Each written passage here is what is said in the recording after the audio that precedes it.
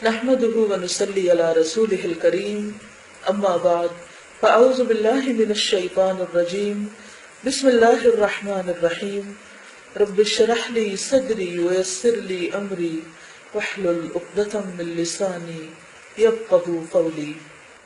میں سوچ رہی تھی کہ نبی صلی اللہ علیہ وسلم کے دور میں بھی لوگ آپ کی حج کرتے تھے، تو صحابہ نے کیا کیا؟ حضرت حسان بن ثابت چونکہ شاعر تھے تو انہوں نے شعر کی زبان میں اس حج کا جواب دیا۔ حج کہتے ہیں شعر کی زبان میں کسی کی تنقید کرنا۔ وہ کہتے ہیں کہ وہ جبریل رسول اللہ فینا وروح القدس لیس له کفاء، اور جبریل اللہ کی طرف سے قاصد ہیں، پیام لائے ہیں ہماری طرف، یعنی اپنے مخالفین کو کہتے ہیں کہ تمہارے پاس تو ایسا کوئی بھی نہیں، اور ہمارے لیے کون آتے ہیں؟ جبریل آتے ہیں جو پیغام لاتے ہیں۔ وروح القدس لیس له کفاء، اور وہ روح القدس ہیں جن کا کوئی مد مقابل نہیں، یعنی تمام فرشتوں اور تمام انسانوں سے زیادہ وہ طاقتور ہیں، امین ہیں۔ وقال اللہ قد ارسلت عبدا یقول الحق ان نفع البلاء، اور اللہ نے کہا تحقیق میں نے ایک بندہ بھیجا ہے۔ کون بندہ؟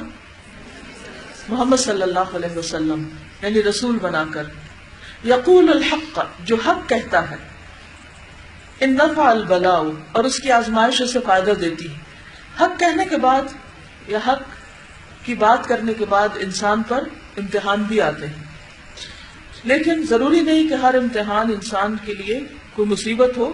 بعض امتحان انسان کے فائدے میں ہوتے ہیں، کیونکہ امتحان کے ذریعے انسان کے درجات بلند ہوتے ہیں، انسان بہت کچھ سیکھتا ہے۔ شہدت به فقوموا صدقوه فقلتم لا نقوم ولا نشاء، میں نے اس کی گواہی دی بس تم بھی کھڑے ہو جاؤ۔ حضرت حسان کہتے ہیں کہ میں آپ کے حق پر ہونے کی اور محمد صلی اللہ علیہ وسلم کے رسول ہونے کی گواہی دیتا ہوں۔ فقوموا، تم بھی اٹھو، صدقوه، آپ کی تصدیق کرو۔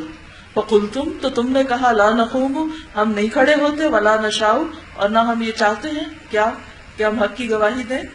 وقال اللہ قد سیرت جندا هم الانصار عرضتها اللقاء، اور اللہ نے کہا میں نے ایک لشکر نکالا ہے جو انصار ہیں، یعنی تم نہیں اٹھتے اے اہل مکہ تو پھر کون ہے اس کے مددگار؟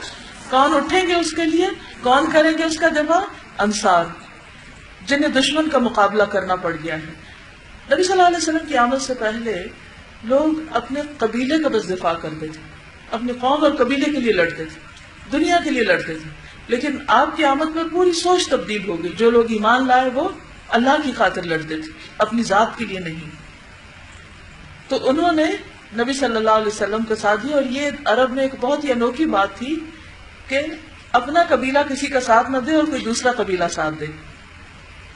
لنا فی کل یوم من معد سباب او قتال او ہجاء، ہمارے لیے ہر دن معد یعنی قریش سے برائی یا قتال یا مذمت کرنا، یعنی ہمارا لڑائی جھگڑا چلتا رہتا ہے، کبھی ہم حج کرتے ہیں ایک دوسرے کی اور کبھی ہم لڑائی کرتے ہیں۔ فنحکم بالقوافی من حجانا ونضرب حین تختلط الدماء، تو ہم بھی پھر قافیہ پانائی کرتے ہیں، شعر کہتے ہیں جس نے ہماری مذمت کی، یعنی جب کوئی شعر و شاعری کی زبان میں ہم پہ چڑھائی کرتا ہے تو ہم جواب میں کیا کرتے ہیں؟ تلوار نہیں اٹھاتے، شعر سے مقابلہ کرتے ہیں۔ وَنَضْرِبُ، اور ہم مارتے ہیں یعنی لڑائی کرتے ہیں، حِينَ تَخْتَلِطُ الدِّمَاءُ، جب خون باہم مل جل جاتے ہیں، یعنی کہ لڑائی ہوتی ہے۔ لڑائی کے میدان میں لڑائی کرتے ہیں اور شعر کے میدان میں شعر سے جواب دیتے ہیں۔ اس سے کیا بات پتہ چلتی؟ جس طریقے سے حملہ ہو اسی طریقے سے جواب ہو۔ الا ابلغ ابا سفیان عنی مغلغلۃ فقد برح الخفاء، خبردار پہنچا دیجیے ابو سفیان کو میری طرف سے خط، بس تحقیق واضح ہو گئی ہے مخفی بات۔ بأن سیوفنا ترکتک عبدا وعبد الدار سادتها الاماء، کہ ہماری تلواروں نے تجھے غلام کر چھوڑا ہے۔ یعنی مکہ والوں اور مدینہ والوں کے درمیان، یعنی مسلمانوں اور قریش کے درمیان بہت سی جنگیں ہوئی، اور ان جنگوں میں کیا ہوا؟ قریش کے لوگوں کو خاص طور پر جنگ بدر میں کیا کر لیا گیا تھا؟ قید کر لیا گیا تھا، غلام بنایا تھا۔ اور قبیلہ بنو عبد الدار کی سردار لوڈیاں ہیں، یعنی اب ان کے یہاں مرد تو سارے مر گئے ہیں، اب ان کی سرداری کون کر رہے ہیں؟ عورتیں کر رہی ہیں. اور وہ کہتے ہیں حجوت محمدن وأجبت عنہ، تو نے محمد صلی اللہ علیہ وسلم کی حج کی اور میں تجھے اس کا جواب دوں گا. وعند اللہ فی ذاک الجزاء، اور اس کی جزا اللہ کے پاس ہے. میں اپنی شہرت کے لیے، اپنی ذات کی بڑائی کے لیے اور دنیاوی فائدوں کے لیے ایسا نہیں کر رہا، بلکہ کس کے لیے کر رہا ہوں؟ اللہ سے جزا لینے کے لیے، بدلہ اللہ سے لوں گا. اتہجوہ ولست لہ بکفء فشرکما لخیرکم الفداء، کیا تو ان کی حج کو ہی کرتا ہے، محمد صلی اللہ علیہ وسلم کے بارے میں بری باتیں کہتا ہے، جبکہ تو ان کے برابر نہیں، تجھے زیب ہی نہیں دیتا، تیرا وہ مقام ہی نہیں، مرتبہ ہی نہیں. پس تم دونوں میں سے جو برا ہے وہ تم دونوں میں سے جو اچھا ہے اس پہ فدا ہو جائے.